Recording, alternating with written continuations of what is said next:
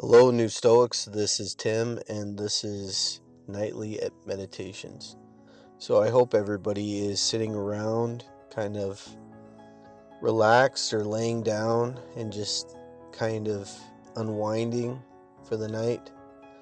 Because this is the point in the day that we start contemplating what we did today, how we could have been more virtuous, how we could have been more um, cautious or better prepared.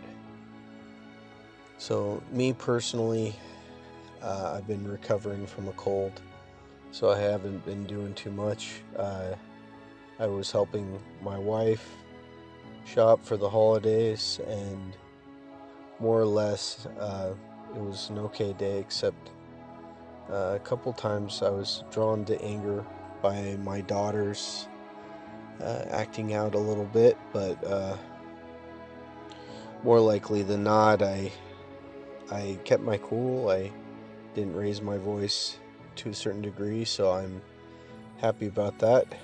Um, Progress is slow, but virtue is not something that you pick up right away. It's something you need to learn over time.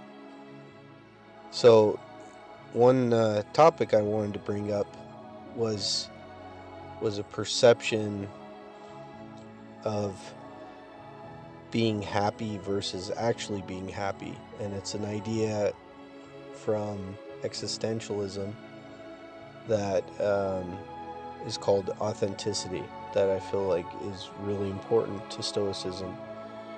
And it's this idea that we put forward a certain persona instead of who we actually are in order to have a positive self-image, or it could be anything.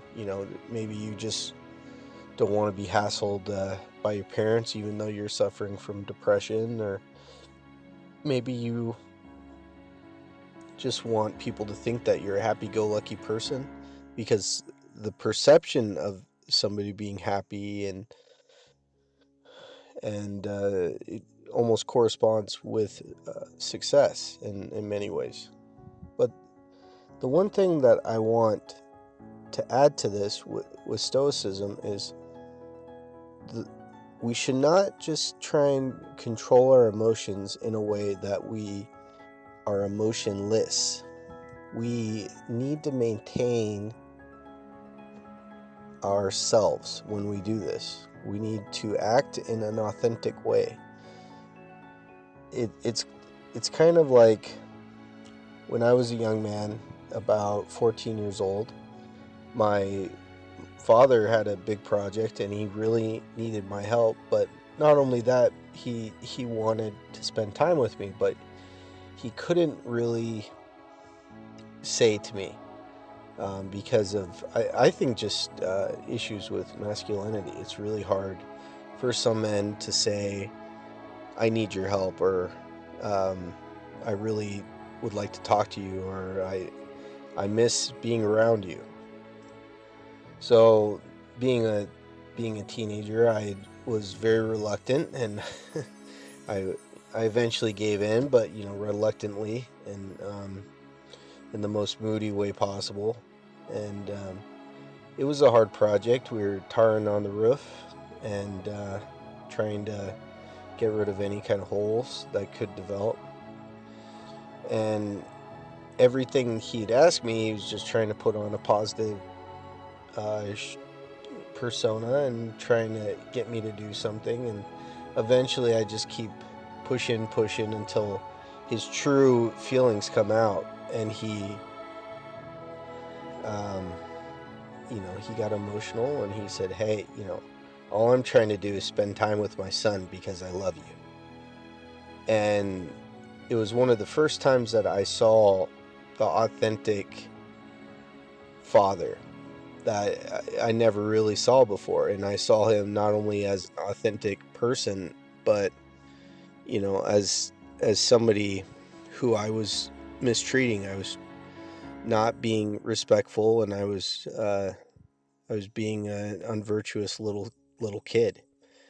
And I think it goes without saying that if we are inauthentic, it's really difficult for us to really make an actual connection with people.